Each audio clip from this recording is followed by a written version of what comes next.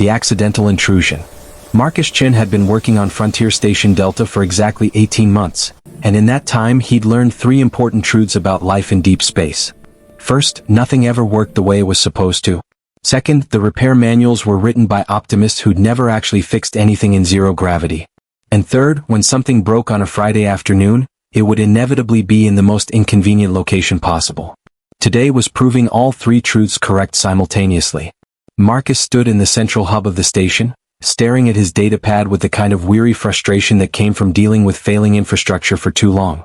The screen displayed a critical alert from Section 7, the diplomatic quarters where representatives from a dozen different species lived and worked. According to the automated monitoring system, the environmental controls in one of the rooms were malfunctioning, causing temperature fluctuations that could be dangerous for certain species. He sighed and grabbed his toolkit from the maintenance locker. Section 7 was a maze of corridors designed to accommodate different species with completely different ideas about what constituted comfortable living space. The architects had tried to create a modular system that could adapt to everyone's needs, but the result was a confusing patchwork of incompatible technologies that broke down constantly. Marcus navigated through the station's corridors with practiced efficiency. Frontier Station Delta was one of humanity's first major collaborative projects with alien civilizations, a symbol of interspecies cooperation and shared goals. It orbited a resource-rich moon in neutral space, serving as a trading hub, diplomatic meeting point, and research facility. The station housed over 2,000 beings from 15 different species, all trying to coexist in close quarters despite fundamental differences in biology, culture, and communication. As a human engineer, Marcus was part of the technical crew that kept everything running. Humans had a reputation in the galactic community for being excellent problem solvers, capable of improvising solutions with limited resources. It was a reputation Marcus worked hard to maintain, even when the problem seemed insurmountable.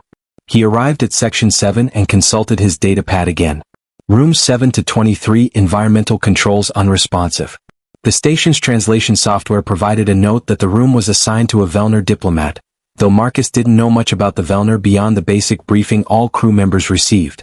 They were a peaceful species known for their philosophical nature and complex social customs.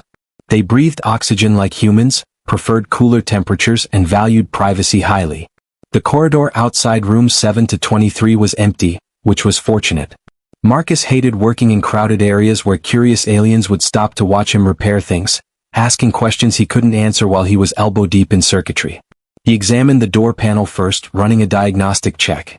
The display showed error codes that made no sense, contradicting each other in ways that suggested either corrupted software or a hardware failure in the control system itself. Marcus tried his standard technician override codes, but the door refused to respond properly. It would acknowledge his authorization, then reject it a moment later, cycling through states that shouldn't have been possible. After 15 minutes of increasingly frustrated attempts to access the room properly, Marcus made a decision that seemed reasonable at the time. The environmental controls inside were malfunctioning, potentially creating dangerous conditions for whoever lived there.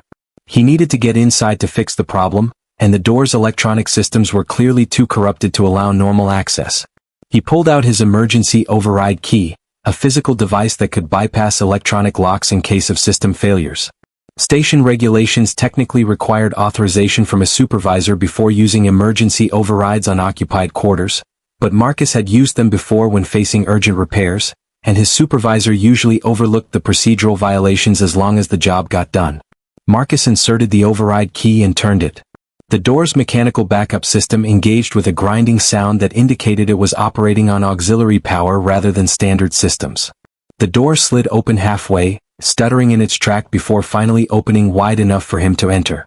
He stepped through, his attention focused on the datapad in his hand, already pulling up the technical specifications for Velner environmental systems. He was mentally cataloging the tools he'd need and estimating how long the repair would take. The room's interior was dimly lit, cooler than human standard, with a faint scent of something he couldn't identify, maybe incense or some kind of alien plant. Marcus took 3 steps into the room before his brain processed what his eyes were seeing. There was someone in the room. His first reaction was embarrassment at the social violation of entering someone's private quarters without proper warning. His second reaction died completely when he actually comprehended what he was looking at. A Velner woman knelt in the center of the room, positioned before an arrangement of crystalline structures that glowed with soft, pulsing light. The crystals were arranged in a complex geometric pattern that seemed to have ritual significance.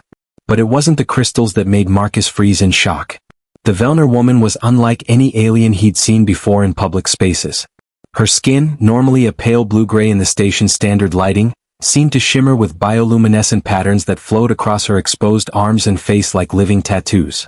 Her head bore the distinctive crest that marked her species, but instead of being held in the neutral position Marcus had seen other Vellner maintain, it was fully extended, almost vibrating with intensity. But most striking was her expression and posture. She knelt with her back arched, her arms extended toward the crystals, and her eyes closed in what looked like deep concentration or meditation.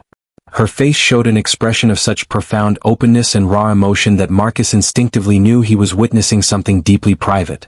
There was a vulnerability in her posture that seemed almost painful, like she'd stripped away every defense and allowed herself to be completely exposed. The air around her seemed to shimmer with heat distortion, though Marcus's engineer brain noted that couldn't be right because the room temperature was actually cooler than normal. The crystals pulsed in rhythm with her breathing, their light intensifying and fading in patterns that seemed connected to her emotional state. For one frozen moment that felt like an eternity but was probably only a few seconds, Marcus stood paralyzed by shock and growing horror at what he'd interrupted. Then the Vellner woman's eyes snapped open. They were completely black, pupils dilated so wide they'd consumed the iris entirely. As Marcus watched, the blackness receded rapidly, revealing the normal violet color of Vellner eyes, but filled with an expression that cycled through shock, horror, and something that looked like grief. The bioluminescent patterns on her skin flared brightly, then faded to nothing in the space of a heartbeat. Her crest collapsed flat against her skull. The crystal's light died instantly, leaving the room in dim artificial illumination that felt harsh after their gentle glow. Marcus's brain finally caught up with the situation, flooding him with mortification so intense it felt like a physical blow. "Oh my God!" The words burst from his mouth as he immediately began backing toward the door, his hands raised in apologetic gesture. "I'm so sorry. Wrong room. The environmental controls, they were malfunctioning and the door panel wouldn't respond properly, and I used the override because I thought it was urgent, but I read the room number wrong and I'll leave right now. I didn't see anything. I'm so incredibly sorry." He was stumbling over his words and his own feet simultaneously, his face burning with embarrassment that felt completely inadequate to the situation. His professional instincts were screaming that he'd just committed a catastrophic boundary violation that could cost him his job. His human social instincts were screaming that he'd witnessed something sacred and private, and he needed to remove himself immediately. Marcus managed to back through the doorway, nearly dropping his datapad in his haste. The door ground closed behind him with that same mechanical sound, and he found himself standing in the corridor, his heart pounding, his mind racing through what had just happened. He looked at his datapad with shaking hands. The corridor signage system was notoriously unreliable, mixing symbols from different species writing systems in ways that created ambiguity. What he'd read as 7 to 23 could have been 7 to 32 or even 7 to 28 depending on how you interpreted the overlapping markers. He'd entered the wrong room. He'd used an emergency override without proper authorization. He'd walked in on someone during what was clearly a very private moment of meditation or ritual practice. This was bad. This was potentially career-ending bad, possibly even diplomatically problematic if he'd violated some important cultural protocol. Marcus stood frozen in the corridor, trying to decide on the appropriate next steps. Should he report himself to his supervisor immediately? File a formal apology through diplomatic channels? Try to explain to the woman he'd interrupted? Just quietly fix the actual environmental control problem in the correct room and hope nobody reported the incident? Before he could decide, the door ground open again. The Vellner woman stood there, and Marcus's first coherent thought was how completely different she looked now compared to the vulnerable figure he'd accidentally witnessed moments before. She wore formal robes in deep blue with silver threading, the kind of elaborate garment that signified official status. Her crest was held in a perfectly neutral position, and her face showed carefully controlled composure. Every trace of the raw emotion and vulnerability he'd witnessed was gone, replaced by a diplomatic mask that revealed nothing.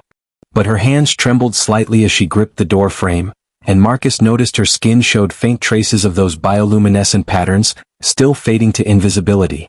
"You are the human engineer," she said, and her voice was carefully controlled, but underneath it Marcus could hear something that sounded like barely suppressed distress. Marcus Chin, according to the station records. "Yes," Marcus managed, his throat tight. I'm so incredibly sorry for intruding. It was completely accidental. I'll file formal apologies and report myself for boundary violation immediately. You witnessed the Soulfire meditation, she said, and her crest twitched despite her obvious efforts to keep it controlled. This is very serious. You should not have seen what you saw. No outsider should ever see. But you did see, and now there are consequences that neither of us intended but both of us must face. Marcus felt dread settling in his stomach. What kind of consequences? You will need to come inside, she said, her voice steady but her eyes showing something that looked like resignation. We must speak about what happens when someone witnesses the Soulfire accidentally. This is not optional. By witnessing the meditation, you have become bound by laws that are older than your species' presence in space. Whether either of us likes this situation, we are now connected in ways that cannot be ignored. She turned and walked back into her quarters, clearly expecting him to follow. Marcus hesitated, every instinct telling him this was going to be even worse than he feared. But refusing would probably make everything more complicated. He stepped through the doorway, properly invited this time at least, and heard the door close behind him with a finality that felt ominous. The room looked different now. The crystals were arranged neatly on a shelf, their inner light dormant. The space was furnished with the standard diplomatic quarters setup, adapted for Velner physiology with lower furniture and different lighting. Everything looked completely normal and ordinary, making what he'd witnessed earlier seem almost dreamlike in contrast. The woman gestured to a chair designed for humanoid visitors. Marcus sat carefully, feeling like he was about to face judgment for a crime he'd committed accidentally. She settled onto a cushioned platform, her posture perfect, her expression controlled. When she spoke, her voice carried formal weight. My name is Thesha Velnar, Junior Cultural Liaison with the Velnar Diplomatic Mission. I have been stationed on this facility for 8 months, working to improve understanding between my people and the various species who populate this station. In those 8 months of careful adherence to all protocols, I have now had my most sacred privacy violated by accident. She wasn't angry, at least not in ways Marcus could recognize. But underneath her careful control, he could sense exhaustion mixed with something that looked like grief. I know sorry doesn't fix anything, Marcus said quietly, but I truly didn't mean to intrude. I thought I was entering an equipment room to fix environmental controls. I do not blame you for technological failure or mislabeled corridors, Thesha said. But blame is irrelevant now. What matters is what happens next, because by witnessing the Soulfire meditation, you have triggered ancient laws among my people. Laws that bind us together whether we wish it or not. Marcus felt his dread intensifying.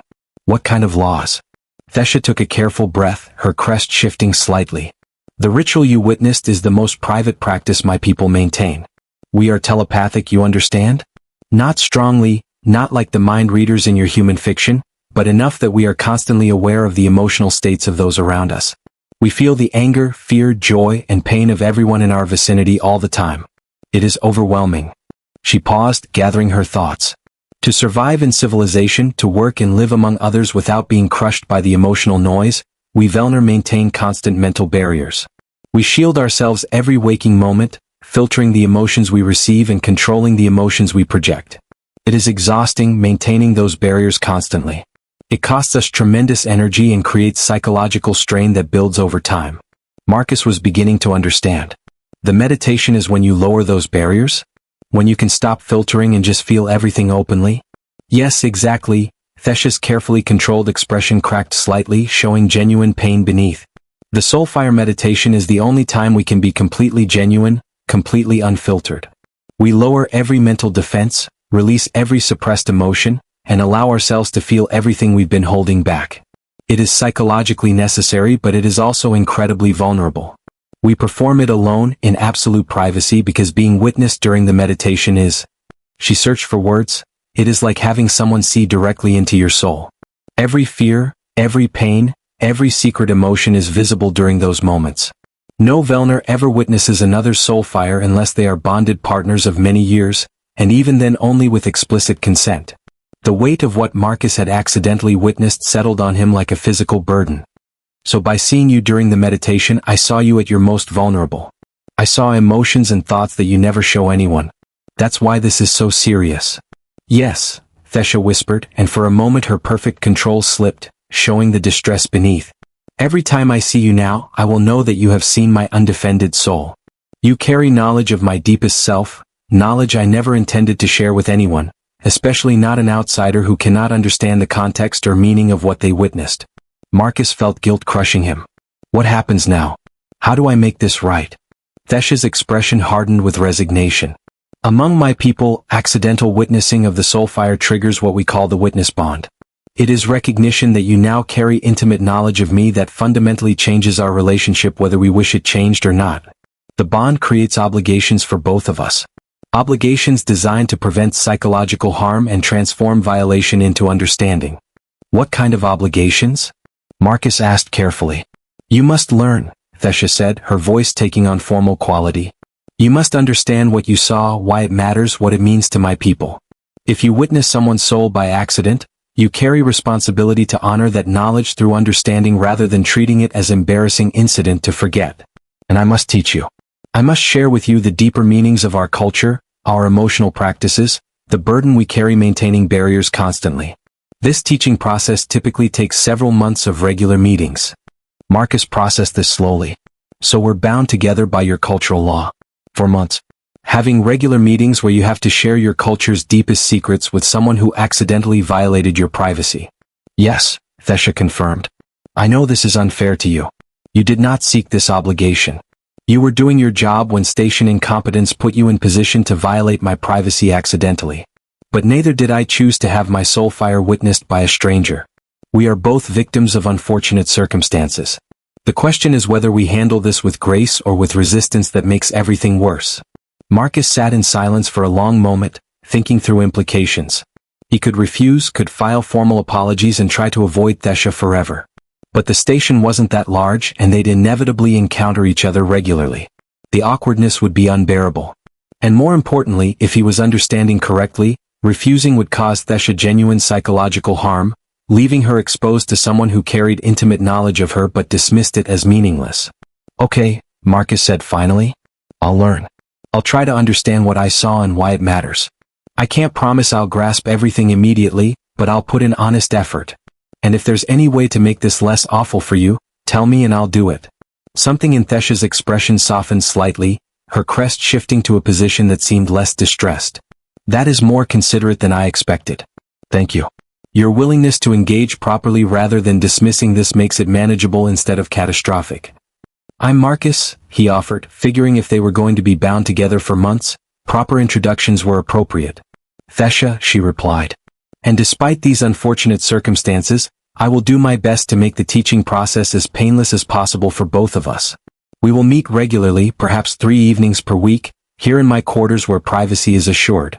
I will teach you about Velner culture, our telepathic nature, and the emotional burden we carry. You will listen and learn and ask questions. And perhaps, in time, this violation will transform into genuine understanding. Marcus nodded, accepting the commitment he was making. 3 evenings per week works with my schedule. I'll be here. Thesha stood, her formal composure fully restored. Then we begin tomorrow evening. And Marcus? Thank you for not making this worse than it already is. Your respect matters more than you know. As Marcus left her quarters and returned to the corridor, he realized his simple Friday afternoon repair job had turned into something far more complicated than any malfunctioning door panel. He'd accidentally witnessed an alien's soul, and now he carried responsibility to understand what that meant. He just hoped he was capable of meeting that responsibility properly. Understanding and connection. Marcus Chen didn't sleep well that night. He lay in his small quarters in the human residential section of Frontier Station Delta, staring at the ceiling and replaying the incident over and over in his mind. Every time he closed his eyes, he saw Thesha kneeling before those glowing crystals, her face showing that expression of raw vulnerability that no one was supposed to witness. That he'd seen plenty of aliens during his 18 months on the station. He'd worked alongside them, shared meals in the common areas, learned basic phrases in their languages. But he'd never truly understood any of them, not really. They were colleagues and acquaintances, but there was always a fundamental barrier of comprehension between species that seemed impossible to cross. Now he'd accidentally crossed that barrier in the worst possible way, witnessing something so private that it changed everything. And instead of being able to apologize and move on, he was bound to spend months learning about it, meeting regularly with someone who must hate having him around because he represented her deepest violation. Marcus finally gave up on sleep around 0500 hours and went for a run on the station's exercise track. Physical activity usually helped him think, and he needed to process what was happening. As he ran, he tried to imagine what it must be like to be telepathic, constantly feeling everyone's emotions around you. The idea was overwhelming. Humans struggled with their own emotions, let alone being bombarded with everyone else's feelings constantly. No wonder the Vellner needed that meditation ritual. It wasn't just religious practice or cultural tradition. It was psychological survival, a pressure valve for minds that would otherwise be crushed under the weight of constant emotional input. And he'd witnessed Thesha in that moment of release, when every defense was down and everything she normally suppressed was visible. Marcus felt the guilt settling deeper. It wasn't just embarrassment he'd caused her. It was genuine violation, seeing someone's private self without permission. He finished his run, showered, and went to work. His supervisor, a gruff human woman named Rodriguez, called him into her office first thing. "Chin, what the hell happened yesterday in Section 7? Rodriguez demanded, pulling up incident reports on her screen. "I've got a notification that you used emergency override on occupied diplomatic quarters without authorization." Marcus winced. "There was an environmental control malfunction in rooms 7 to 23. I went to fix it, but the door panel was completely corrupted. Standard override codes weren't working, and I thought it was urgent because temperature fluctuations can be dangerous for some species. So I used the emergency override to access what I thought was the equipment room." "But it wasn't the equipment room," Rodriguez said flatly. "No. I misread the corridor signage. It was actually someone's private quarters and I walked in without warning." Marcus decided honesty was the best approach. "I interrupted the occupant during a private cultural practice. It was completely accidental, but it was a serious violation of her privacy." Rodriguez leaned back in her chair, studying him. The Vellner diplomat filed a report, but not a complaint. She stated that the incident was accidental due to station infrastructure failures and that you responded appropriately once you realized the mistake. She's requesting no disciplinary action against you. Marcus felt surprise mixed with relief. "She is?" "Yeah." Though her report also mentioned something about cultural obligations that require you to meet with her regularly for the next several months. "What's that about?" Marcus explained the witness bond as best he understood it, watching Rodriguez's expression shift from skepticism to fascination. "So you accidentally witnessed something sacred, and now their culture requires you to learn about it properly? That's actually kind of reasonable in a weird way," Rodriguez said. "All right, I'm not going to discipline you for the override since the Vellner diplomat isn't pressing charges and since our corridor signage really is terrible. But Chin, be more careful. Read room numbers twice before using emergency overrides. And whatever these cultural obligation meetings are, handle them professionally. The last thing we need is diplomatic incidents." "Understood," Marcus agreed, relieved he still had a job.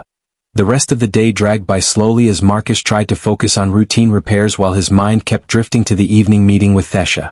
He wasn't sure what to expect. Would she be angry despite her formal politeness? Would the teaching sessions be awkward lectures where he sat in uncomfortable silence? How did you even begin to understand another species' deepest cultural practices? At 1800 hours, Marcus finished his shift and returned to his quarters to change into casual clothes. He stood in front of his small mirror, wondering if there was proper protocol for these meetings. Should he bring anything? His datapad for taking notes? Some kind of offering as an apology gift? He decided on just the datapad and his genuine willingness to learn. Anything else felt like he was trying to buy forgiveness for something that couldn't be bought. Marcus arrived at Thesha's quarters at exactly 1830 hours as they'd agreed. He pressed the door chime and waited, his heart beating faster than normal. The door opened. Thesha stood there in simpler robes than yesterday, still formal but less elaborate. Her crest was held in that neutral position, and her expression was carefully composed. But Marcus noticed her hands weren't trembling today, and her skin showed no traces of bioluminescence. She seemed more settled, more in control. "Marcus, please come in," she said, stepping aside to allow him entry. The quarters looked different in the evening light. The crystals from yesterday's meditation were nowhere visible, probably stored away. The space was arranged more like a study now, with cushioned seating positioned to facilitate conversation. A low table held a steaming pot of something that smelled herbal and pleasant. "I prepared tea," Thesha said, gesturing to the pot. "It is safe for human consumption. I checked with the station's medical database.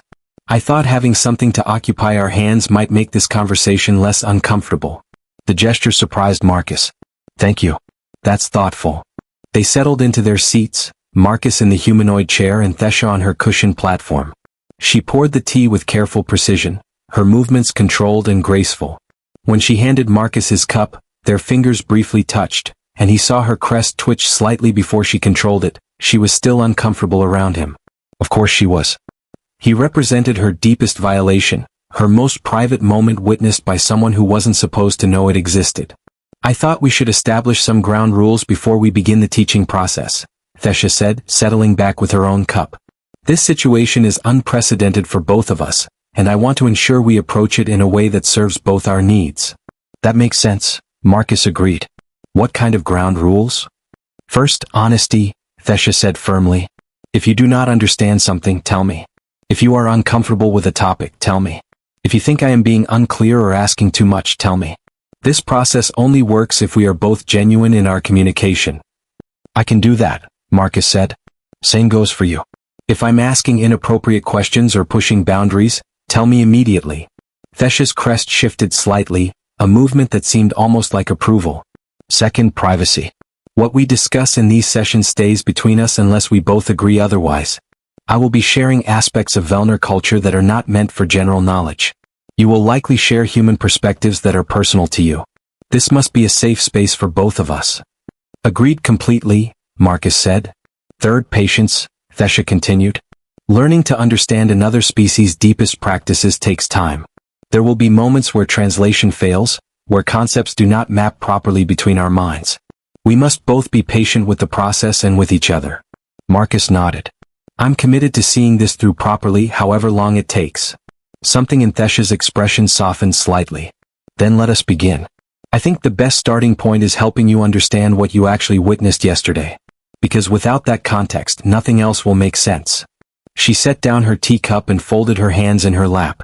Her crest shifted to a position Marcus was beginning to recognize as focus or concentration. The Velner are telepathic, as I mentioned yesterday.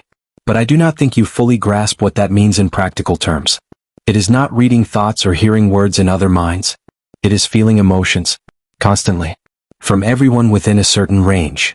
Thesha's voice took on a teaching quality, like she was reciting something she'd explained before. Imagine walking into a room full of people. As a human, you might notice if someone seems happy or angry based on their expressions and body language. But you can choose to ignore those signals. You can focus on your own thoughts and feelings. Yes. Yes, Marcus confirmed. We're pretty good at blocking out other people when we want to. Velner cannot do that, Thesha said, and her crest lowered slightly. When I walk into a room, I feel everyone's emotional state immediately. If someone is angry, I feel their anger like heat on my skin. If someone is sad, I feel their sadness like weight on my chest. If 10 people are anxious, I feel 10 times the anxiety mixing with my own feelings until I cannot tell which emotions are mine and which are theirs. Marcus tried to imagine that experience and felt overwhelmed just thinking about it. That sounds exhausting. It is psychologically crushing, Thesha said bluntly. Young Velner, before they learn to build barriers, often have complete emotional breakdowns from the overflow. Some never learn to cope and must live in isolated facilities for their entire lives. Those of us who learn to function in civilization do so by constructing mental barriers, filters that reduce the emotional input to manageable levels. She paused, her crest shifting expressively. But maintaining those barriers requires constant effort. Imagine clenching your fist all day, every day, never relaxing. Eventually your hand would cramp, would ache, would become damaged from the constant tension. Our mental barriers are similar. Maintaining them constantly causes psychological strain that builds over time. And the soulfire meditation is when you can finally relax that fist, Marcus said, understanding dawning. When you can stop maintaining the barriers and just feel everything openly without the constant effort of filtering. Exactly, Thesha's voice held quiet approval. During the soulfire we lower every mental defense. We stop filtering the emotions we receive and stop controlling the emotions we project. We allow ourselves to feel everything we have been suppressing, all the anger and fear and pain and joy that we cannot safely express in public because our emotions are contagious to other Velner. We release the pressure that has built up behind our barriers. She took a breath, and Marcus saw her hands trembling slightly despite her efforts to remain controlled. It is terrifying, Marcus. Being that open, that vulnerable, with no defenses at all. We are completely exposed during the soulfire. Every fear, every insecurity, every secret pain is visible to anyone who might witness. That is why we perform it alone, in absolute privacy, in spaces we have secured carefully. Because being witnessed during that vulnerability is... She struggled for words. It is like being emotionally naked in front of a stranger. It is having someone see parts of yourself you never show anyone, parts you barely acknowledge yourself. Marcus felt the weight of what he'd witnessed settling even heavier on his shoulders. When I walked in yesterday, I saw you without any defenses. I saw emotions you never show publicly. I saw your private self, the self you keep hidden from everyone. Yes, Thesha whispered, and for a moment her careful control cracked, showing genuine pain beneath. You saw me at my most vulnerable. You saw me grieving for family members lost in an accident 3 months ago, grief I could not show publicly because I am a diplomat and must maintain perfect composure. You saw me feeling fear about whether I am competent enough for my position, doubt I cannot express because it would undermine my authority. You saw me feeling loneliness from being so far from my homeworld, isolated in ways I cannot admit because admitting isolation suggests weakness. Her crest had collapsed almost flat against her skull, and Marcus realized with shock that she was fighting tears. Vellner could cry. He hadn't known that. You saw all of that in the space of a few seconds, Thesha continued, her voice tight with controlled emotion. And now you carry that knowledge. Every time you see me in a corridor or a meeting, you will remember that I am not as composed as I appear. That beneath my diplomatic mask, I am grieving and frightened and lonely. That knowledge changes everything between us, whether we wish it changed or not. Marcus set down his teacup carefully. Thesha, I need you to understand something. When I saw you yesterday, I didn't understand what I was seeing. I knew it was private and important, but I didn't know those specifics. I didn't know you were grieving or frightened. I just saw that you were vulnerable, and I felt terrible for intruding. He leaned forward slightly, trying to meet her eyes despite her obvious discomfort. And now that you've told me those things, I don't think less of you. I don't see you as weak. If anything, I'm amazed that you've been carrying all that while maintaining perfect diplomatic composure for months. That takes incredible strength, not weakness. Thesha looked up at him, her violet eyes showing surprise mixed with something that might have been hope. You truly believe that? Absolutely, Marcus said firmly. Humans have this saying, everyone you meet is fighting a battle you know nothing about. It means everyone carries private pain and struggles that they hide from the world. The fact that you do it while also managing everyone else's emotions telepathically is remarkable. You're not weak for needing the meditation to cope. You're strong for finding a way to survive in conditions that would crush most beings. A single tear tracked down Thesha's cheek, leaving a faintly luminescent trail on her skin. She wiped it away quickly, but her crest had shifted to a position that Marcus's instincts read as relief mixed with fragile trust. I was afraid, she admitted quietly. Afraid that you would see my grief and doubt as professional failure. That you would think me incompetent or emotionally unstable. That having witnessed my soul fire, you would judge me weak and spread that judgment to others. I won't, Marcus promised. Everything you share with me stays between us, and I don't judge you for having emotions. Nobody should be expected to maintain perfect control all the time. That's not strength. That's just slowly breaking yourself. Thesha was quiet for a long moment, her crest moving through positions that Marcus couldn't interpret but which seemed to indicate processing complex feelings. When she spoke again, her voice was steadier. The witness bond exists because my people recognized long ago that accidental witnessing creates exactly this situation. The witness carries intimate knowledge that changes the relationship fundamentally. Without proper understanding, that knowledge becomes a wound that never heals, a violation that festers. But with understanding, with time and teaching, the violation can transform into something different. Not friendship necessarily, but genuine comprehension that honors the vulnerability rather than exploiting it. So these sessions are about helping me understand the full context, Marcus said. Not just what I saw, but why it matters, what it costs you, how to honor that knowledge properly. Yes, Thesha confirmed. Over the coming months, I will teach you about Vellner telepathy, our emotional practices, the burden of maintaining barriers, the necessity of the soul fire. I will share aspects of our culture that outsiders rarely learn. And in return, you will share with me human perspectives on privacy, vulnerability, and emotion. Because the witness bond is not one-directional. For me to be comfortable having you carry knowledge of my private self, I must also understand your context. How humans handle vulnerability, what privacy means to your species, how you process emotions that you do not project telepathically. Marcus hadn't considered that aspect. You want to understand me as much as I need to understand you? The bond only works through mutual understanding, Thesha explained. If I share my culture's depths with you while you remain a mystery to me, the imbalance prevents true healing. We must both be willing to be known, at least to some degree. That's fair, Marcus said slowly. Though I should warn you, I'm not particularly interesting. I'm just an engineer who fixes broken things. For the first time since he'd met her, Thesha smiled. It was small and tentative, but genuine. I think you are more than that, Marcus Chin. You responded to accidental violation with respect and willingness to learn rather than dismissal or defensiveness. That suggests depth of character that I would very much like to understand. They talked for another 2 hours that evening. Thesha explained more about Vellner telepathy, describing what it felt like to sense emotions, how the barriers worked, why maintaining perfect public composure was culturally essential.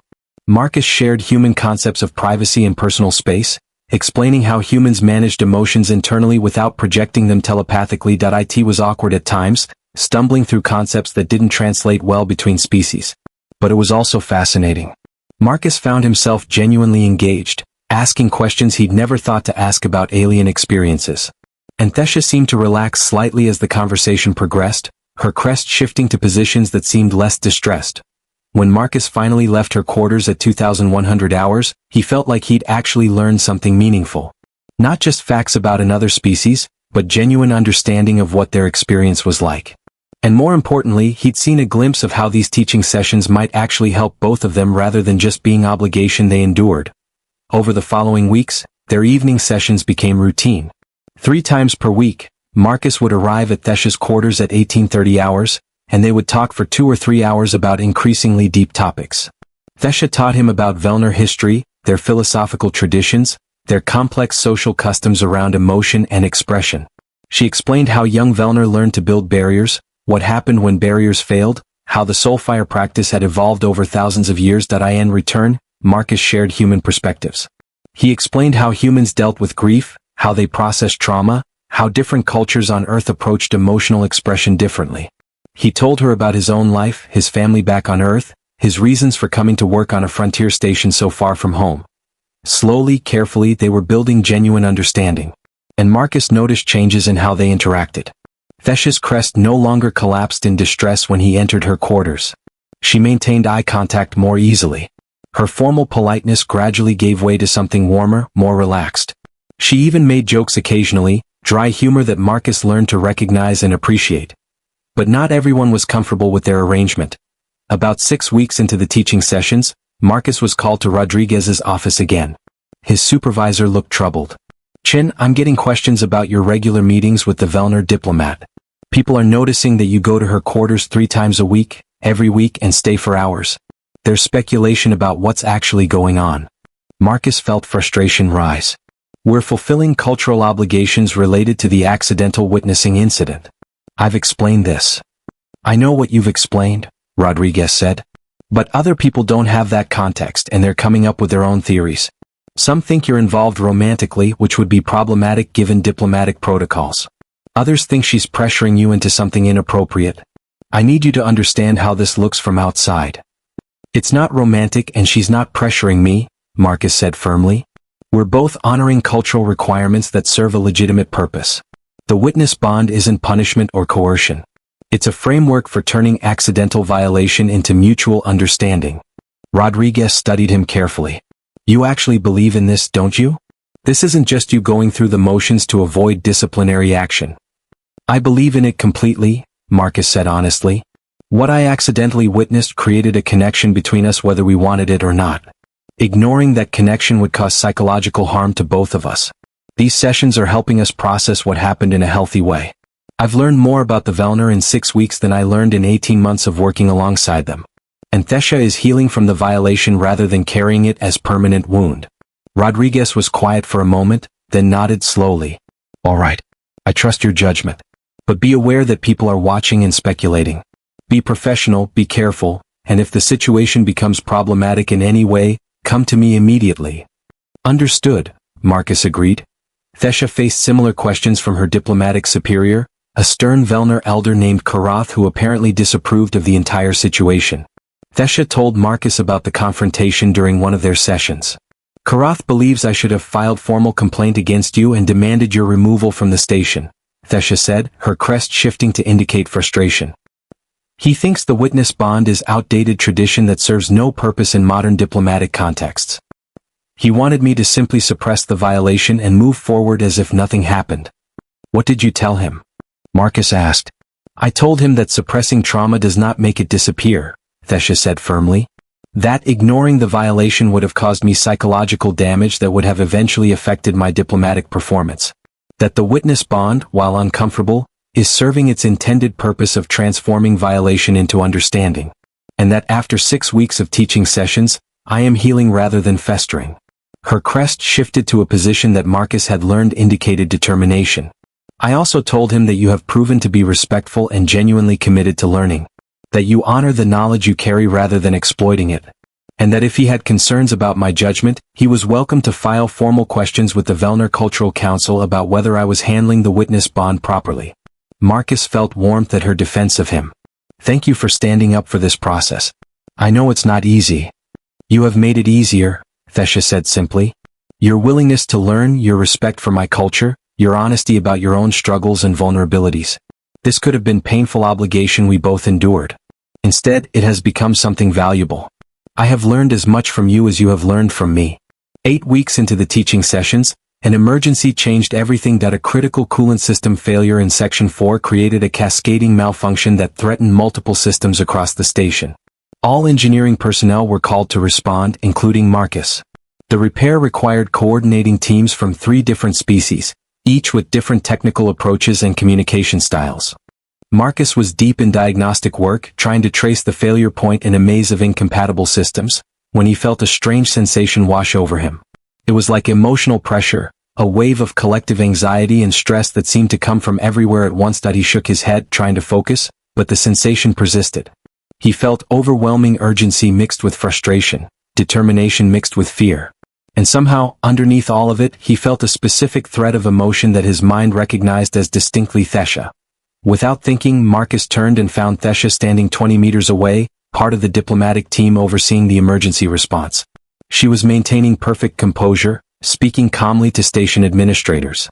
But through that strange emotional connection they'd been building over weeks of teaching sessions, Marcus felt her underlying state. She was terrified that the coolant failure would escalate to life support systems, grieving for crew members who'd been injured in the initial malfunction, and fighting to maintain her barriers under extreme stress. Their eyes met across the crowded corridor. Thesha's crest twitched in surprise. She'd felt him sensing her emotional state. In that moment, Marcus understood something profound. The witness bond wasn't just about him learning to understand her culture intellectually. It had created an actual connection between them, a thread of empathic awareness that let them sense each other's emotional states the way Vellner sensed each other telepathically. Marcus focused on projecting calm confidence toward her, the way he would try to soothe an anxious team member during crisis. He wasn't telepathic, but he pushed the feeling outward deliberately, hoping she could sense it. Thesha's crest shifted to a position he'd learned indicated relief and gratitude. Her emotional state steadied slightly, the terror backing down to manageable concern. She gave him a tiny nod, almost imperceptible, then returned to her diplomatic coordination. The emergency consumed the next 6 hours. Marcus worked alongside teams of alien engineers, troubleshooting problems that required creative integration of incompatible technologies. But throughout the crisis he remained aware of that emotional thread connecting him to Thesha. He could feel when her stress peaked and when she found moments of relief. And somehow, knowing she was aware of his presence in the same way made his own work feel less isolating. When the crisis finally resolved, when the coolant systems were stabilized and the immediate danger passed, Marcus found Thesha waiting outside the engineering section. She looked exhausted, her formal robes disheveled, her crest held low. "You felt me," she said without preamble. "During the emergency, you sensed my emotional state from across the corridor." "Yes," Marcus confirmed. "I didn't know I could do that until it happened." Thesha's expression showed wonder mixed with something deeper. "The witness bond has created an empathic link between us. This is rare, Marcus. It usually only develops between Vellner who share the witness bond. I have never heard of it forming between a Vellner and a non-telepathic species." "Is that good or bad?" Marcus asked carefully. "It is." Thesha paused, searching for words. "It is proof that the bond is working as intended. That we have achieved genuine understanding deep enough to create actual connection rather than just intellectual knowledge. It means you do not simply know about my vulnerability. You can feel my emotional reality directly, the way another Velner would. She reached out hesitantly, then placed her hand on his arm. It was the first time she'd voluntarily touched him since the initial incident. And during the crisis, when I felt your calm confidence reaching toward me, it helped me maintain my barriers under extreme stress. You gave me emotional support without even understanding what you were doing. That is profound, Marcus. That is connection that transcends species boundaries. Marcus covered her hand with his own, feeling the warmth of her skin and the faint trembling that indicated she was still processing strong emotions. So we're not just fulfilling cultural obligations anymore. We've actually formed a connection. Yes, Thesha said softly. We have formed something I did not expect when this began. Not friendship precisely, though perhaps friendship is growing. But genuine understanding that allows us to support each other in ways that cross the barriers between our species. Over the following weeks, their relationship continued to evolve. The teaching sessions became less formal, more conversational. They shared meals occasionally, tried each other's cultural foods, laughed at misunderstandings that would have seemed catastrophic earlier. The empathic connection between them strengthened, allowing them to sense each other's emotional states with increasing clarity. Marcus learned to project calm toward Thesha during stressful diplomatic meetings. Thesha learned to sense when Marcus was overwhelmed by repair work and would offer quiet support through the empathic link. They developed a partnership that neither had expected but which both came to value deeply. 3 months after the initial incident, they sat in Thesha's quarters on an evening that felt different from their structured teaching sessions. They were just talking now, sharing stories and perspectives as friends rather than as teacher and student fulfilling obligations. I need to tell you something, Thesha said, her crest shifting to a position Marcus had learned indicated vulnerability mixed with determination. When you first walked in on my soulfire, I was terrified and angry and felt violated in ways I could barely process. I hated that you had seen me so exposed. I hated that I would have to teach you, have to share my culture's deepest secrets with the person who had violated them. She paused, meeting his eyes directly. But these 3 months have been transformative, Marcus. Not just healing from violation but actually growing through it. You have honored the knowledge you carry rather than exploiting it. You have learned with genuine openness rather than resentful obligation. You have become someone I trust with my vulnerability rather than someone I fear because of it. Marcus felt emotion tightening his throat. You've taught me more than just your culture, Thesha. You've taught me about genuine respect for differences, about taking responsibility for mistakes even when they're accidental, about finding value in uncomfortable situations rather than running from them. You've made me better at understanding beings who are different from me. The witness bond traditionally lasts 3 to 4 months, Thesha said quietly. We have fulfilled the cultural obligations. We have achieved understanding sufficient to transform violation into connection. By our traditions, the formal requirements of the bond have been satisfied. Marcus felt sudden loss at the thought of ending their evening sessions. So this is over? We've completed what we needed to complete. The formal obligations are satisfied, Thesha confirmed. But Marcus, the connection we have built is not bound by formal requirements. It exists because we have chosen to honor it, to nurture it, to value what we have learned from each other. Her crest shifted to a position Marcus had rarely seen, one that indicated hope mixed with tentative affection. I would like to continue our evening meetings, not as obligation but as choice. Not as teacher and student fulfilling cultural laws, but as friends who value each other's perspectives and enjoy each other's company. If you would want that as well. Marcus smiled, feeling warmth spread through his chest. I would want that very much. These evenings have become my favorite part of the week. Learning from you, sharing with you, building this connection we have. I don't want that to end just because formal obligations are satisfied. Then it will not end, Thesha said, and her smile was genuine and warm. It will simply transform into something new. Something chosen rather than required. They continued talking late into the evening, no longer bound by cultural law but connected by genuine friendship that had grown from the most unlikely beginning. The accidental violation had been transformed through understanding and mutual respect into something valuable, something that transcended the boundaries between species and proved that connection was possible even across fundamental differences.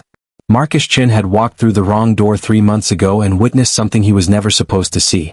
But through commitment to understanding rather than running from discomfort, through respect for another being's vulnerability, and through genuine openness to learning about experiences completely different from his own, he had turned violation into connection. And in doing so, he had learned the most important lesson of his time on Frontier Station Delta. That true understanding between different beings required willingness to sit with discomfort, honor vulnerability, and recognize that everyone carried depths beneath their surface that deserved respect and care. The witness bond had been fulfilled. But the friendship it created would continue long after cultural obligations ended, proof that connection could grow even from the most difficult beginnings when both parties chose understanding over resentment.